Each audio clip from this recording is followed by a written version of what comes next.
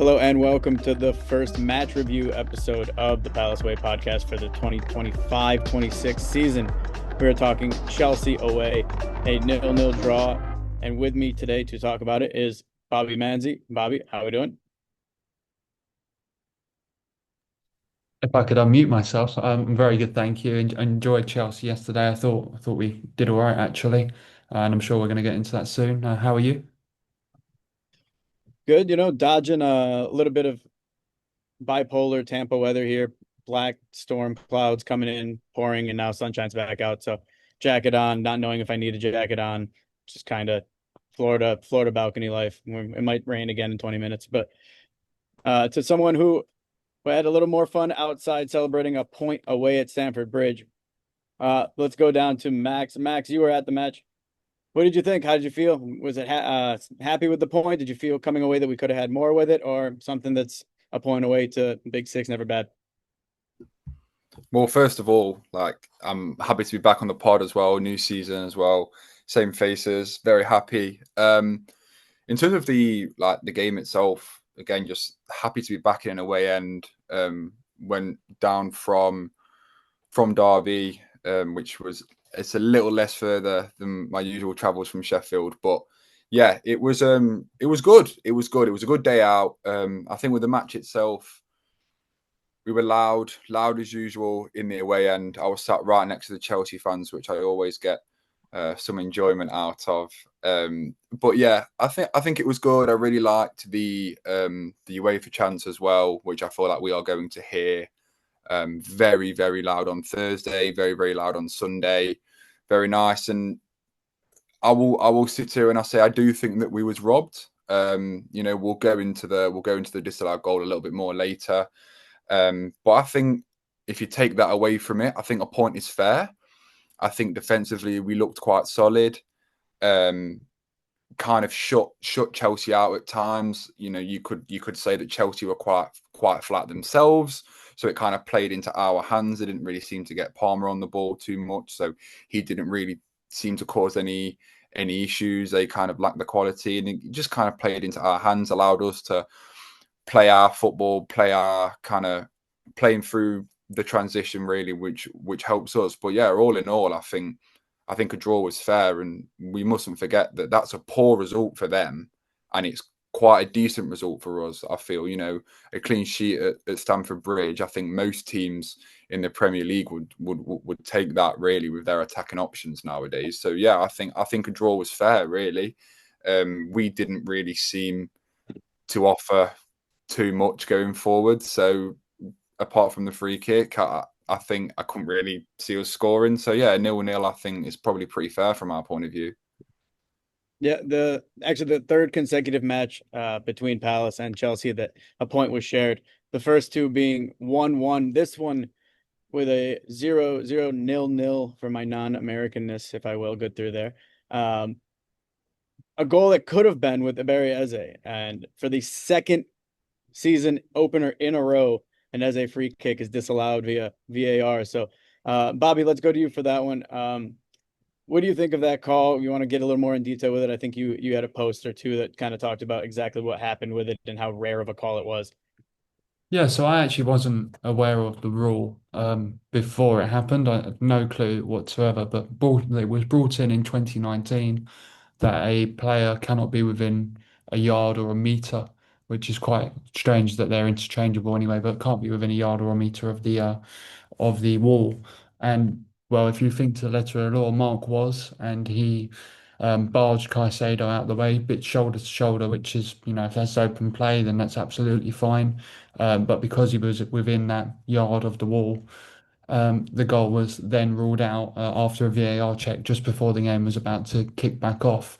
Now, what I found really strange is we've never seen that rule implemented before, and in that kind of way. And there's been numerous goals over the past 6 months that have stood when players have been within a yard of the wall. So I found it very bizarre that VAR had intervened at that point. And it's not end of the day, rules are rule. If you're going to implement it, then fair enough, but you have to implement it consistently, and that's not something we see from the referees. All right, it's a new season, so maybe you take that into account that maybe they're going to be strict with that. But I'm sure at countless points this season we will see that happen and it will go unpunished. So very, very bizarre decision. As far as I am concerned, Oliver was quite perplexed by it post-match in the sense that he was like, fine, it's a rule, but it's not implemented like that. It never has been. So it's almost a bit of a dormant rule that's come back. Well, the dormant rule that was recently introduced that has bitten Palace.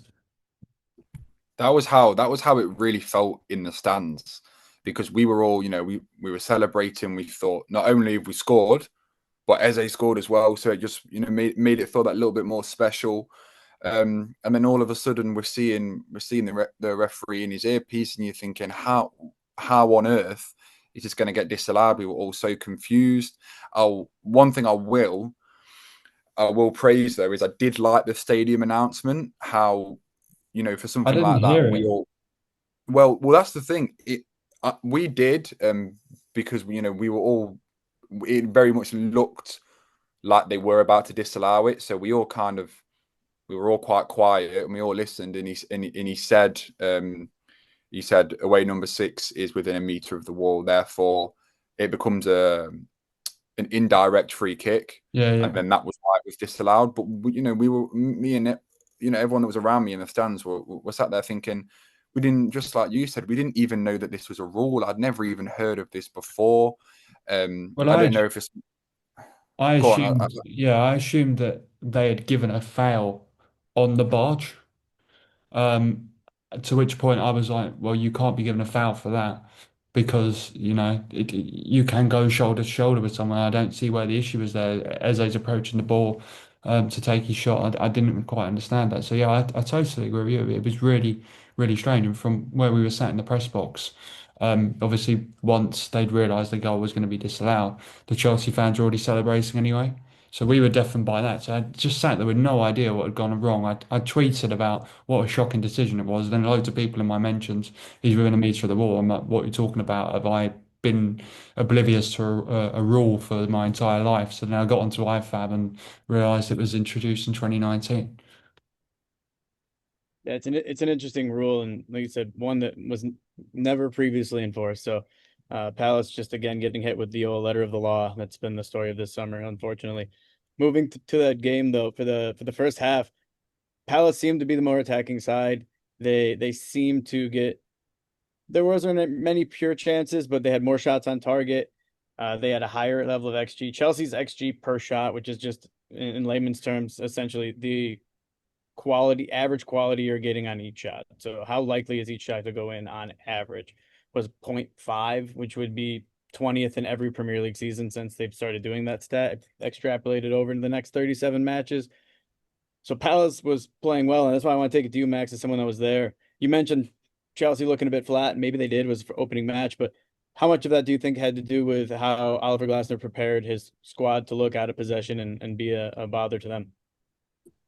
Well, I think it's no secret. We all know that we quite often look um, very calm under pressure when we play against teams that are more possession based and more possession dominant. Your teams like your Liverpool, like your Man City, who enjoy the ball and they can kind of play their football, and we kind of just sit back and do our job.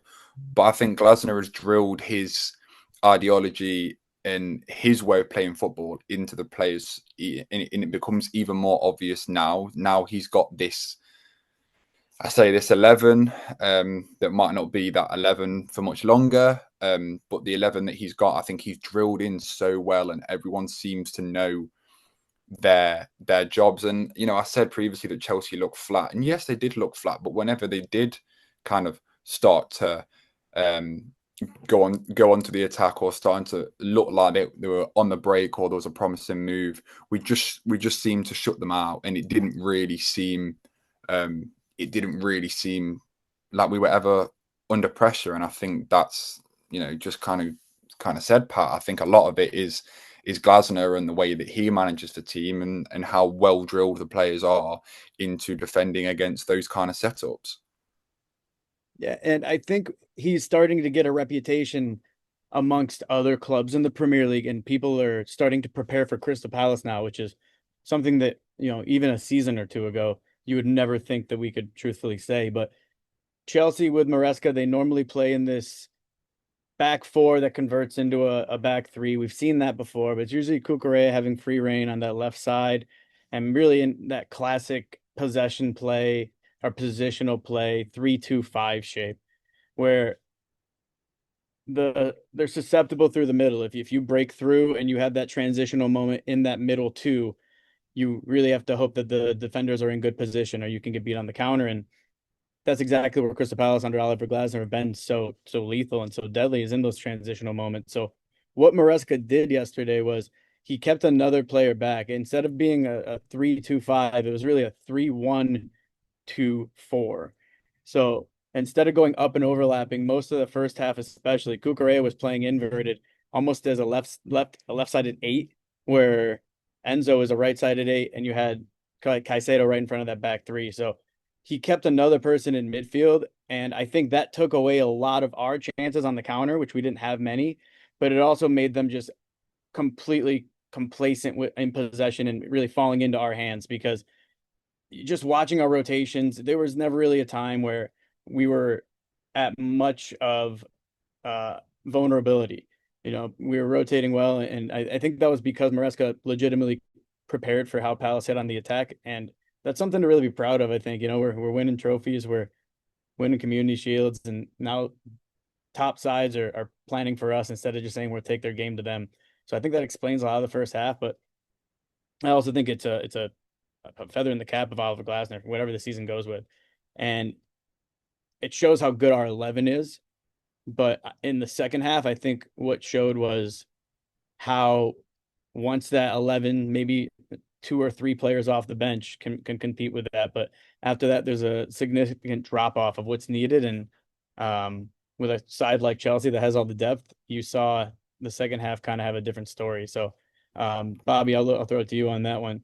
Where do you think the tactics changed much, or do you think it was quite simply the players were getting more fatigued while Chelsea had quality depth to bring in with fresh?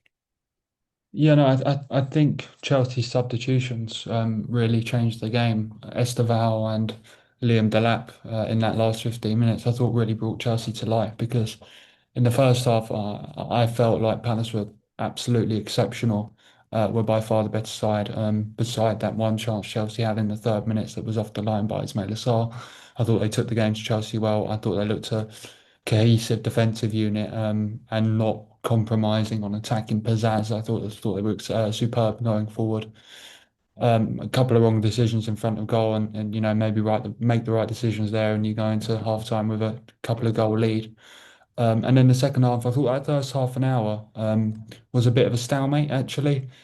Chelsea, I think you quite rightly point out, managed to neutralise Palace's threat.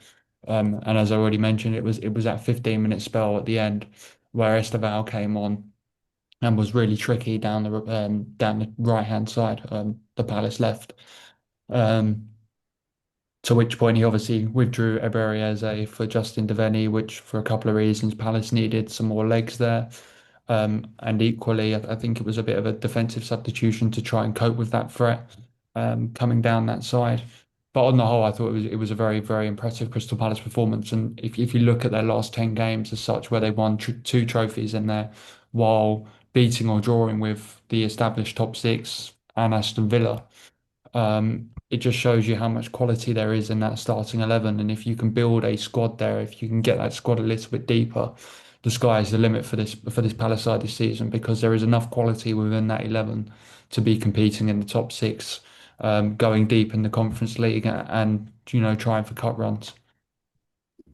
Yeah, I think that's exactly it, though, isn't it, Bobby? We've got the quality in that 11, and I think when we were talking about the second half, and Chelsea can bring on those two players, they can bring on Esteval and they can bring on Delap, who, I don't really think Gittins had a great game, but Esteval came on and he was very direct. Delap was kind of doing things that Delap does.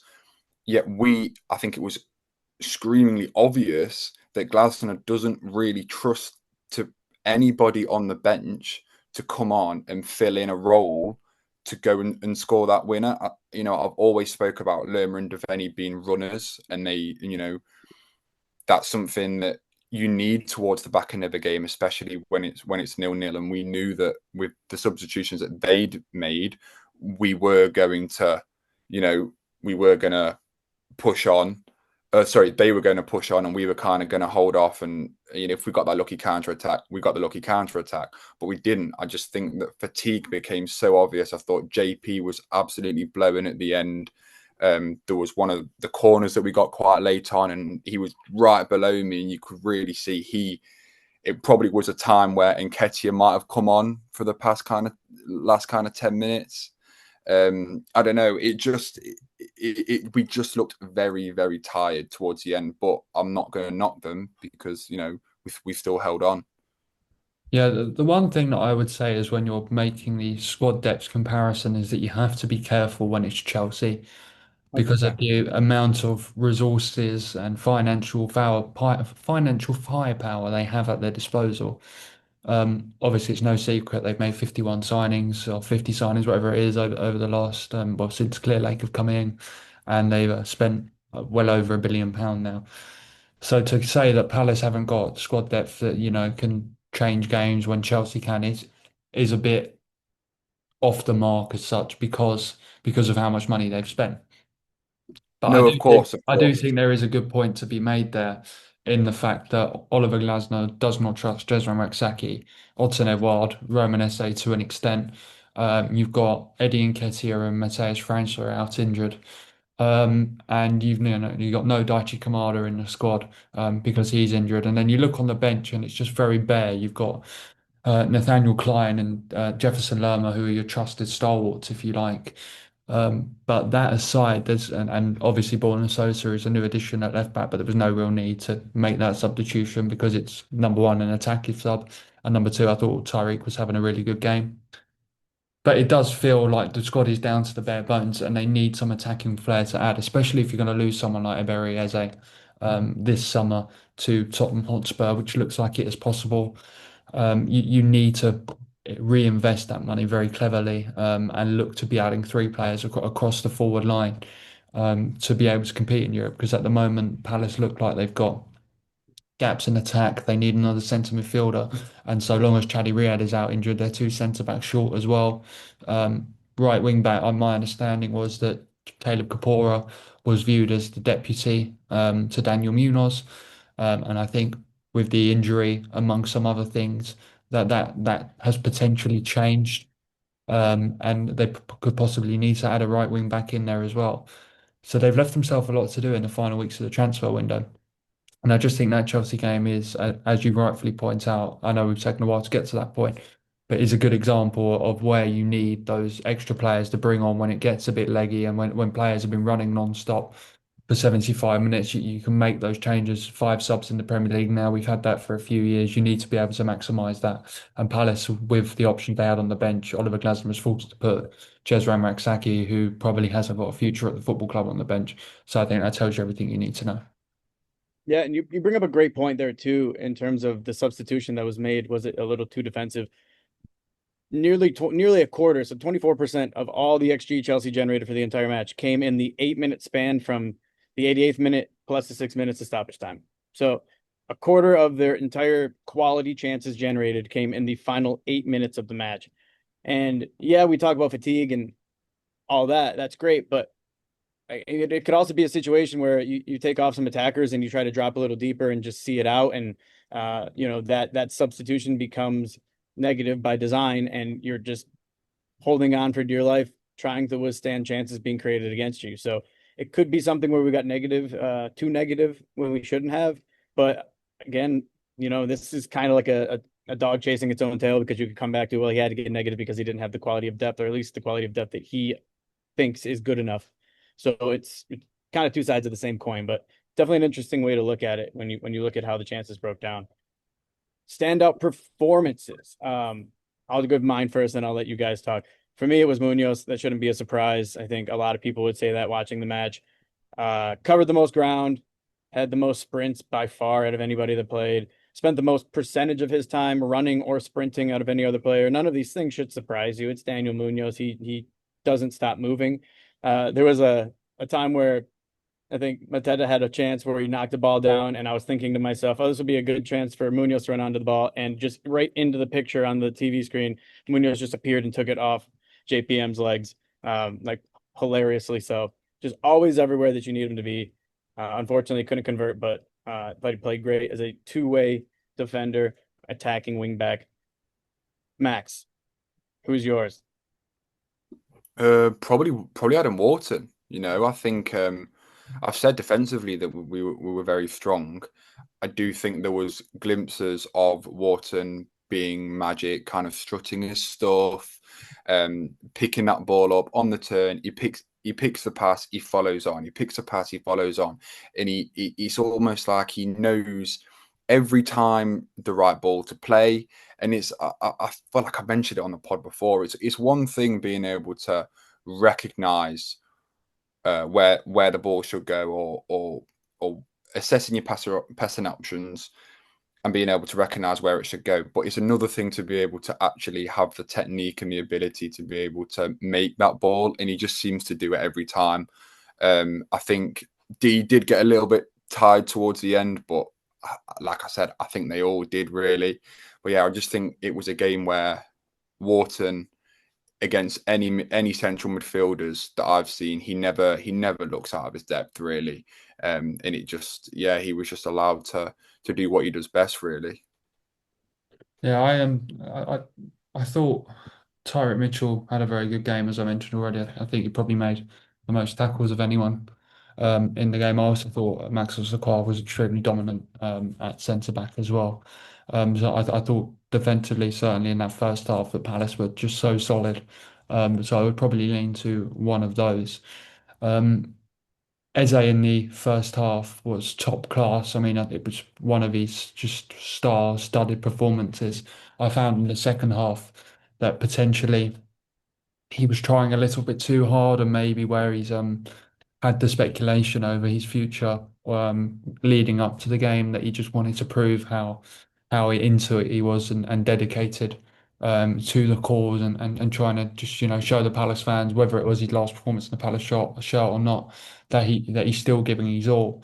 But it was just a few times where he looked like he went for the glory moment, when he could shoot from deep and he had options either side of him. It happened on a couple of occasions. I mean, there was one 3-on-2 Palace were, and I think he shot from about 40 yards out with Sanchez slightly off his line after failing three times already to do that, when he just had to play in either side. So he was almost looking for that perfect moment to get that celebration again, that he'd missed out on the free kick. But I thought in the first half he was unplayable. So yeah, those were my three. Eze not so much in the second, as say disappointed with selfishness, and throughout the game, Maxon Sakar and Tyreek Mitchell.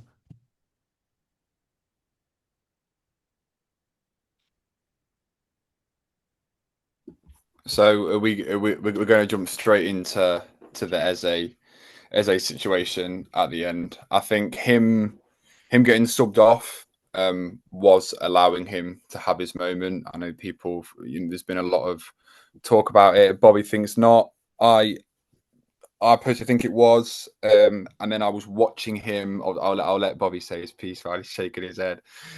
But I think I was watching him. So after the full time whistle, my eyes were just glued to Eze the whole time, and I wanted to see what he was going to do. Very interesting. He spoke to Cole Palmer for quite a while on the other side of the pitch, while the rest of the team came over and Glasner came over. Then once the rest of the team started to make their way into the tunnel, he came in on his own. And we've all seen, we've seen the video, and we've all seen what he was like. I personally think it was like an appreciation, thank you, the hand on the heart type thing. That's how I read it, and I imagine that's how a lot of Palace fans read it. But Bobby, please prove me wrong.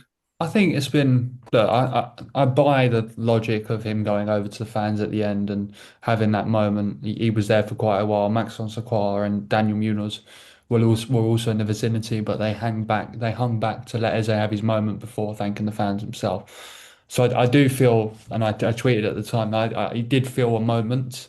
Whether it is his final moment is another matter. ultimately Oliver Glasner does not make sentimental substitutions unless there is nothing riding on the game. Look, the first day of the Premier League season, when Palace are starting a new campaign where they will be playing for every point, you're not going to bring off your star player to clap the fans or get his moment. It's crazy talk. Um, the substitution I put to Oliver after the game because I wondered whether it was Eze had that selfishness had increased a little as the game was going on. So I wondered if he was thinking more for the team that he needed to make a substitution to just protect the game and get back to playing for the team because Oliver's obviously very big on that. It's a message he's spoken about a lot. But Oliver explained when I put that to him that it was simply we were running out of energy as such, and he needed to inject some more legs into the team. And Justin is a player who covers a hell of a lot of ground, so it was kind of the substitution that makes sense. And I totally buy that from Oliver. I think it was a very fair explanation. But no, I don't buy that Oliver was trying to give Eze his moment. He can have that after the final whistle.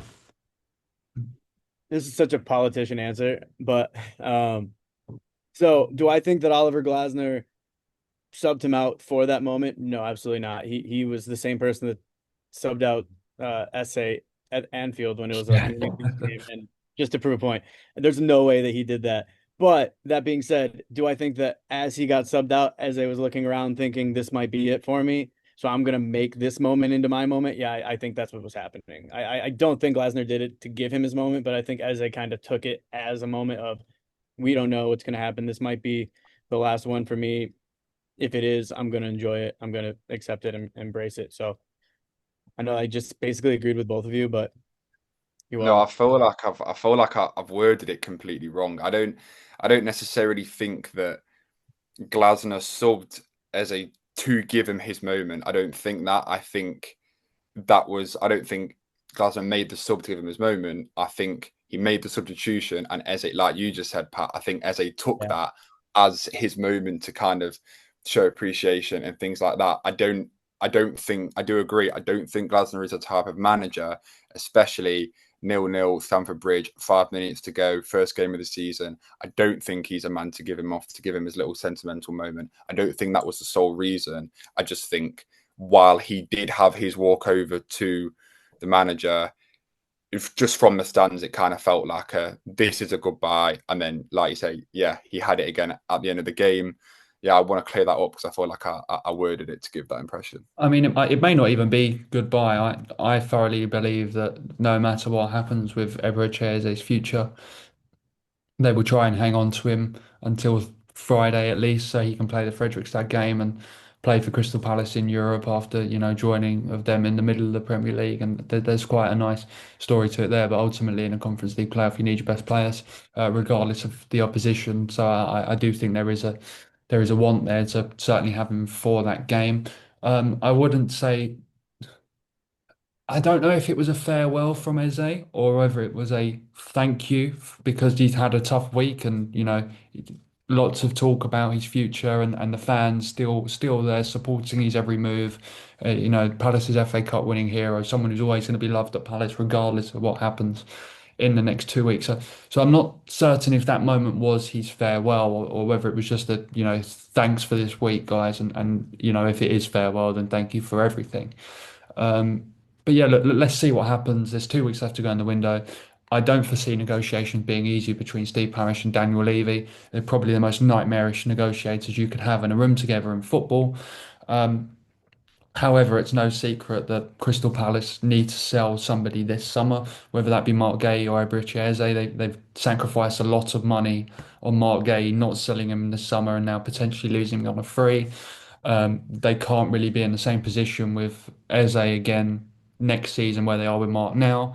So they need resolutions for these situations, whether they're new contracts for certain players, sales, or sacrificing Mark on a free transfer next summer and selling Eze this summer. There just has to be a resolution there somewhere. Otherwise, business-wise, Crystal Palace look like an absolutely crazy entity, especially if they're not, the cash flow isn't the greatest at the moment as it could be. So yeah, we need some resolutions. And my guess would be, my opinion would be, if you like, is that Eberechi Eze will leave Crystal Palace come the end of the transfer window, and Mark Gay will still be a Crystal Palace player. Yeah, and whatever does happen with Eberechi Eze, I think he'll always be held in high regard at Crystal Palace for all the accomplishments, for being the match winner, the lone goal scorer in our FA Cup winning trophy. So if he does leave, I think it will be with our support, maybe not our happiness, but with support nonetheless. And that leads us to the first opening night of Selhurst Park is also the first European night on Thursday, when Palace look to begin their journey into the UEFA Conference League phase. Max, The tournament name's not a change. Tournament name change hasn't helped, has it? Because it was yeah, Europa Conference League, oh, and now it's just the Conference League. it's a lot. It's a Yeah. mouthful. Let's put it that way. But Max, thanks for joining us tonight. I'm really happy that you could come out and talk Palace with us. Will you be at Selhurst Park's European night? Unfortunately, I won't. I'm absolutely devastated that I can't make it. But no, I won't be there on Thursday. I'm determined to make it to as many European nights as I can. I want to do an away day at some point this season because look, we don't know. We don't, I'd say we are favourites to win, but that's a long way away right now. We don't know the next European season we'll get. So I have made a promise to myself that I want to go to. I want to try and get to Selhurst for a couple of European nights. I definitely want to try and do an away day as well. But yeah, I won't be there. But look, amongst everything that's going on, we just have to be excited that we're not in the right European competition, but we're in a European competition for the first time, and we have to approach it that way. We go out, we show UEFA, we go and win it. We absolutely destroy Fredrikstad, or however you pronounce it. Bobby did a good job earlier. We need to go and absolutely destroy them on Thursday, and we need to go and mark our territory and say, right, if this is the teams that we're going to be playing against, we need to absolutely tear them apart. With all due respect to them, it's not a personal thing. It's just we're Crystal Palace, and we need to show that we belong in the Europa League. And it's exciting times, isn't it? That's how we need to look at it. We need to keep positive, and it's done now. We're playing Conference League, so let's go and win it. Well, Yeah, let's get through the qualifier first before we predict, laying markers down and I know smashing teams this and is going on to win the competition. I think it would be the it's your most crystal. trademark, Bobby. I think it This, would be the most Crystal Palace thing ever to go out in a playoff game against a team I hadn't heard of 2 weeks ago. yeah. So let's just get through the playoff first of all. Look, I think Palace should win convincingly across the two legs. However, Fredrikstad are halfway through the season and Palace are just starting theirs, albeit they have started it with great performances against Premier League champions Liverpool and world champions Chelsea. So man for man, obviously, even I think Fredrikstad's record signing is less than £1 million. So if you think about that in comparison to some of the business Palace have done over the last couple of years, and the value of the Palace squad and potentially the value Palace could be getting for some sales over the next 12 months, then yeah, it's not even comparable, is it? Or comparable. But look, it's going to be a great night at Selhurst Park. I will be there for a first ever European game in at Selhurst Park. It just feels, as Max rightfully pointed out, Palace not in the right competition, but it's time to seize that opportunity now and enjoy this journey, however long that may last, whether it finishes in Leipzig or, Palace don't get out of the league phase or even reach the league phase. It's European football. It's something Palace fans have dreamt of for a long time, and it's finally going to happen now. And look, let's expect the UEFA delegate to have a tough night, sat in the comforts of the director's box with probably some chants and some banners and a couple of protests that you won't like the sight of. Yeah, and I don't get FOMO. I don't get fear of missing out much. I've kind of accepted it, being on the other side of the ocean. But this is one that I'm pretty jealous of. So whoever does get a chance to be there, whoever does get a chance to get to some of these European ties, if they happen after the ties here, I'm pretty jealous of, and I hope you understand how important it would be and how massive a moment it is for this entire club, for people who had family that have supported this club for, 2, 3, 4 generations, mind you, to never have been in a moment like this. I think it's pretty amazing that we just happen to be on this earth at the time that it's all happening for Crystal Palace, and we all just happen to be supporters of the club at the time it's all happening. But with those in mind that never had a chance to, I think it's just as much for them as it is for us. So I'm certainly cognizant of that sitting here in Florida and watching, talking to some of you guys. But it's a very special moment. Very special moment for sure. And then for that, I think we'll sign off. Bobby, thank you so much for squeezing in, man. I know these next 2 weeks are going to be just nonstop. So you get in a little 45 minutes in with us. We really appreciate you. I just hope I manage to get some sleep tonight. It's been a very, very busy day. It's never a dull day in the world of Crystal Palace Football Club. But yeah, enjoyed coming back on. I think at some point this week we're going to do another podcast previewing Fredrikstad, all being well time wise. So I look forward to coming back for that. Yeah, we can bring Max back on and talk, and just maybe this is the lucky trio. We just keep winning. We'll be the Conference League trio. Who knows? Bruno But won't like that. You've already I stolen was this going to say, podcast, Bruno's not going to according be a to some fan of people that. in the comment section, and now you're making those comments. hey, I already thanked him for coming on his own podcast. I'm on. I might just end up being a guest for the rest of the season for if I keep this up. Who knows? But that being said, let me butter him up by plugging the new merch that we have at the Palace Way. If you go to our social page, follow the link, you're gonna see some stuff that you might like. Go give it a check, see what you enjoy from here on out, and go check our social pages. Keep giving us follows, keep giving us interest for talk about topics to ask, questions for the pod, you name it. Keep reviewing us well. Until next time, friends. Palace.